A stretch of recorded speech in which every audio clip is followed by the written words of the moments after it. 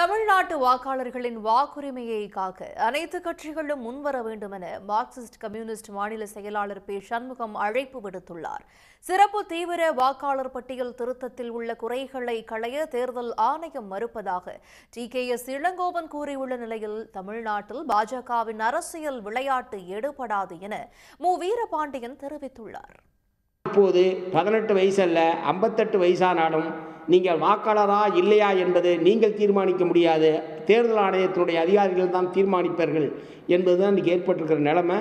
இதனுடைய விளைவு என்னென்னா, பிஜேபிக்கு யாரெல்லாம் வாக்களிக்க மாட்டார்கள் என்று அவர்கள் கருதுகிறார்களோ, மத்திய ஆட்சியாளர்கள் கருதுகிறார்களோ, இஸ்லாமியர்கள், கிறிஸ்தவர்கள், சிறுபான்மை மக்கள் அல்லது இவர்களால் பாதிக்கப்பட்ட பழங்குடியினர், தலித் மக்கள், இந்த எந்தெந்த பிரிவினருக்கு எதிராகவெல்லாம் ஒன்றிய பிஜேபி ஆட்சியாளர்கள் செயல்பட்டிருக்கிறார்களோ அவர்களெல்லாம் தங்களுக்கு வாக்களிக்க மாட்டார்கள். ஆகவே அவர்கள் வாக்களிக்கிற உரிமையிலிருந்தே, பட்டியலிலிருந்தே அவர்களை நீக்குவதன் மூலமாக தனக்கு வாக்களிப்பவர்களை மட்டுமே கொண்டு ஒரு தேர்தலை போலியாக நடத்தி ஆட்சி அதிகாரத்தை கைப்பற்றுவது என்பதுதான் இந்த தீவிர வாக்காளர் சீர்திருத்தத்துடைய மிக முக்கியமான நோக்கம். இந்த ஆபத்தை புரிந்து கொண்டு தமிழ்நாட்டில் இத்தகைய நடவடிக்கைகளை மேற்கொள்ளுகிற போது நேர்மையாகவும் அனைத்து மக்களுடைய வயது வந்த அனைவருடைய வாக்குரிமையையும் பாதுகாக்கத்தக்க வகையிலையும் தமிழ்நாட்டில் உள்ள அனைத்து கட்சிகளும் செயல்பட வேண்டும்.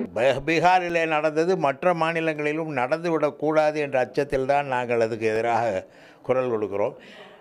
அப்படி ஒரு அரசியல் கட்சி இந்த தவறுகளை எல்லாம் சுட்டி காட்டும் பொழுது அதை பார்த்து தேர்தல் ஆணையம் அதை திருத்தி விடலாம், பெரிய தவறில்லை. ஆனால் அவர்கள் அதை திருத்தவும் மறுக்கிறார்கள்.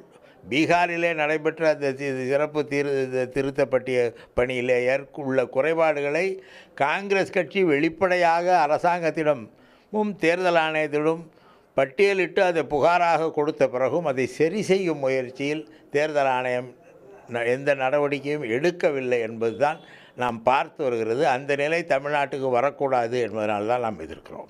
திமுக தலைமையில் எங்கள் கூட்டணி இருக்கிறது. இது பற்றி நாங்கள் திட்டமிடுவோம், கூடுவோம், பேசுவோம், திட்டமிடுவோம். ஏன்னா இது உயிர், ஜனநாயகத்தின் உயிர். இது இங்கே சிதைத்து விடக்கூடாது. அப்படி நாடாளுமன்றங்களை மறுவரை செய்யணும்னு சொல்லிட்டு சிதைக்கிறார்களோ அங்கேயே ஒரு நோக்கம் இருக்குது. அவர்கள் வெற்றி பெறுவதற்கான நோக்கம், தங்கள் கருத்தியலுக்கு எதிராக இருக்கிறவர்களை தோற்கடிக்க வேண்டும், அவர்கள் நாடாளுமன்றத்துக்கே வந்துவிடக்கூடாது என்கிற நோக்கம். அதுபோல் தான் இதிலே அவர்களுக்கு நோக்கம் இருக்குது. அது குஜராத்தில் வெளிப்பட்டது, பீகாரில் வெளிப்பட்டிருக்கிறது. தமிழகத்தில் அதுபோல் முயற்சிகள் மேற்கொள்வார்கள், கேரளத்திலும் அந்த முயற்சியை மேற்கொள்வார்கள். எங்கள் கூட்டணி விழிப்பாக இருக்கிறது, அரசியலாக இருக்கிறது. அதைவிட தமிழக மக்கள் விழிப்பாக இருக்கிறார்கள், அரசியலாக இருக்கிறார்கள். இங்கே அது நீங்கள் வட மாநிலங்களில் விளையாடுகிற அந்த அரசியல் விளையாட்டு தமிழ்நாட்டில் எடுபடாது. தோல்வியை தான் அவர்கள் சந்திப்பார்கள். உடனுக்குடன் செய்திகளை தெரிந்து கொள்ள சன் நியூஸ் பெல் ஐகானை கிளிக் பண்ணுங்க.